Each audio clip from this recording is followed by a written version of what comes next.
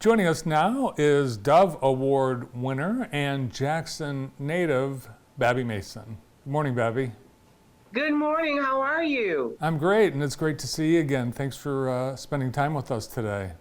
Oh, thank you for giving me the privilege. This is awesome. Well, Babbie's coming back to Jackson, to Spring Arbor University for the songwriting competition, and this is the Babbie Mason songwriting competition.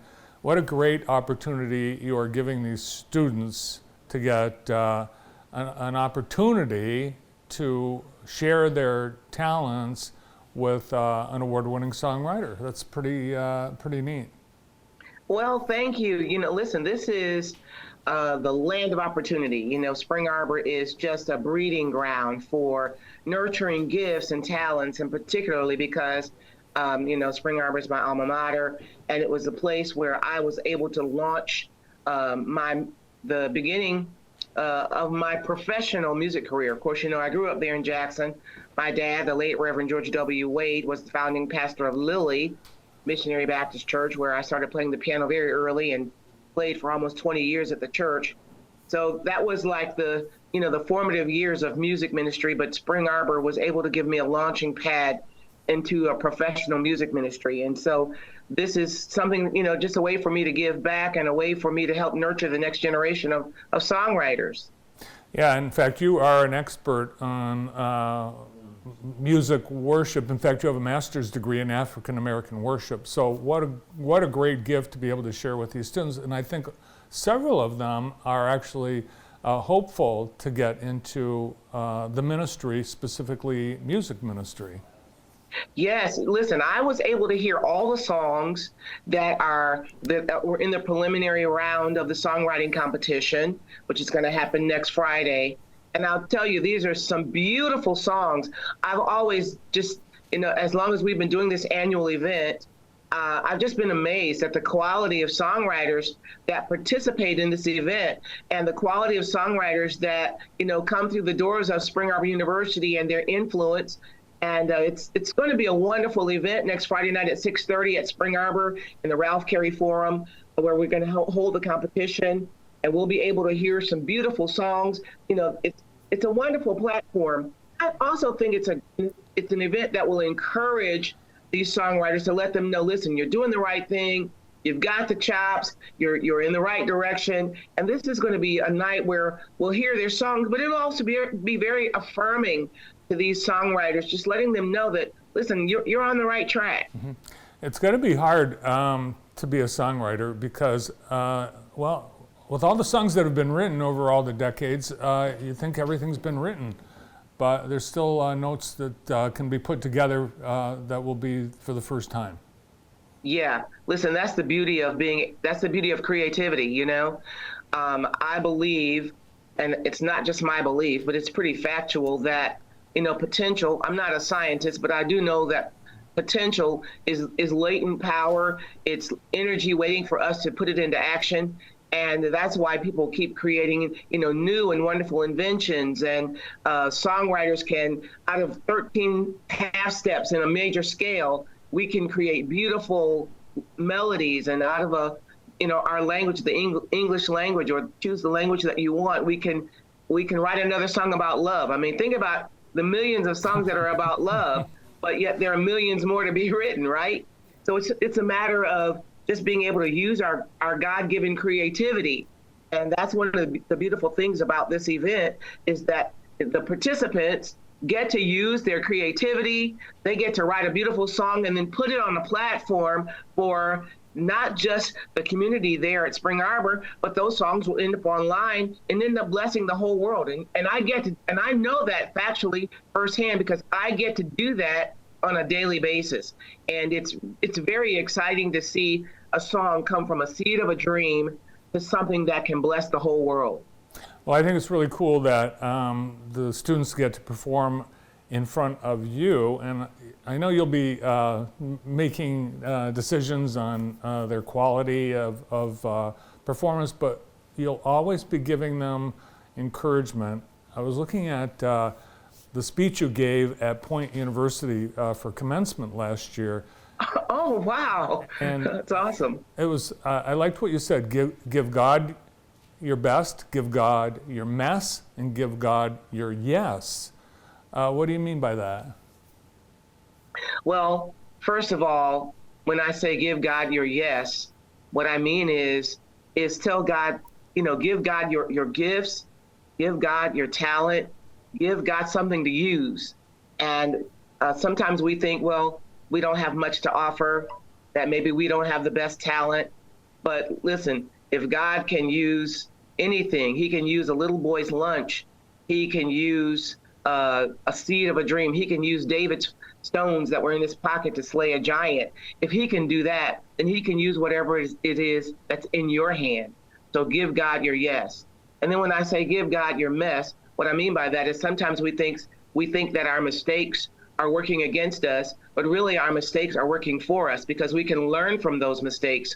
We can use those mistakes as launching pads into the next season of our destiny. God can even use our mistakes, not to preach a sermon, but the Bible does say all things work together for good for those that love God. So even in your mess, God can use it to launch you into the next season of your destiny.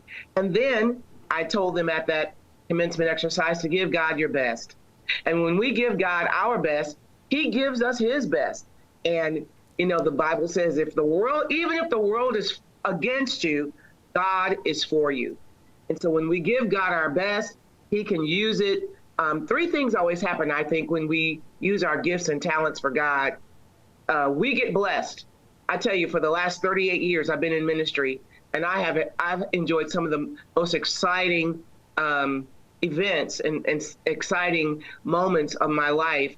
I get to bless people. I get emails and hits on my social media of people who have told me how the songs have touched their lives and carried them through difficult seasons of their life.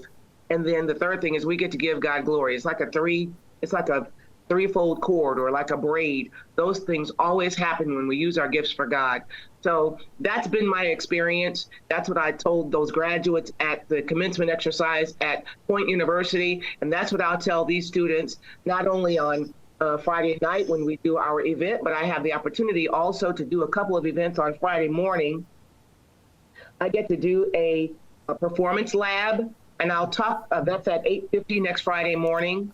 And I'll tell the students there about how to launch your music career. We're living in a day and age now where the internet is, the whole world is our audience. And, when I was growing up, my neighborhood was my audience. My church was my audience. My college campus was my audience. Now the whole planet is my audience.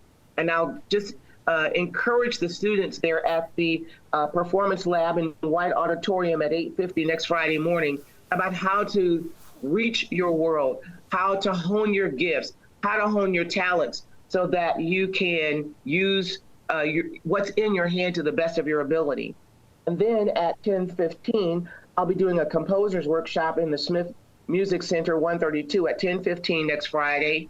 And I'll talk about songwriting and the ingredients for writing a great song. There's not necessarily a formula to writing a great song, but there are ingredients for writing a really good hit song.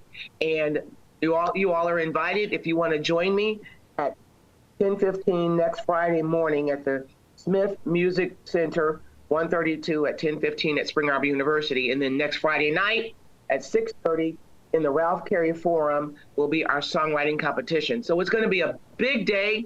It's going to be an exciting day for musicians, for writers, for performers. I get to share my life. I get to share my experience. I'll even be performing next Friday night at the competition, as well as adjudicating with a panel of judges to find our next #1 songwriter who will win the grand prize. There's always a cash prize, which is always fun. The first place winner will walk away with some cash in their pocket, as well as we get to encourage the next generation of songwriters. Well, that's awesome. That's a great opportunity for these students because you have won as a performer a number of awards, but you've also won the Golden Scroll Award for songwriting. So they'll be hearing from an expert. Now, you actually, when you were a kid playing the piano at Lily Baptist Church, you were actually performing for a radio audience. Reverend Wade had his Sunday morning service broadcast here in Jackson. So you did perform as a kid, and that was your first exposure to an audience. When you were in that church and side by side with your dad, did you ever imagine that this was going to be your career? Well, I always imagined that I would be in a music career. Now, initially, because Jackson is right down the street from Detroit, initially, my dream was to be a Motown singer. Ah. You know, I saw the Supremes. I saw, of course, Aretha wasn't on Motown, but she was the queen of soul, and she was from Detroit. You know, there's Martha Reeves and the Vandellas and all of those wonderful singers, particularly those singers, those female singers who were singers, songwriters, and played the piano, like Aretha, like Oleta Adams, like Roberta Flack, Nina Simone, those women, and even Carole King, those women who, you know, had these beautiful voices, who wrote melodic songs and beautiful lyrics and played the piano. I gravitated toward them, and it was their career that I really wanted to emulate, but God had another plan. I am living my best life, as they say, and there's no shame in my game. I won't tell you my exact age, but I'm 59.95 plus tax, shipping, and handling. We'll leave it at that. But this is what I know. This is what I know for sure, that there is no expiration date on God's plan for your life. So regardless of your age, regardless of if you're in your senior years, if you are just getting started, your future is bright. Your future is so bright, you gotta wear shades.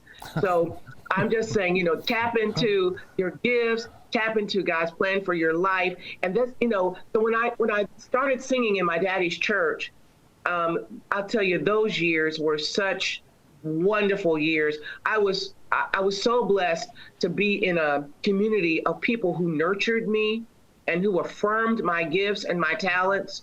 Of course, the church needed a piano player, but I think even more than that, I needed a place where I could stretch my wings and grow my gifts and talents as a musician. So by the time I reached Spring Arbor, I was just ready to fly.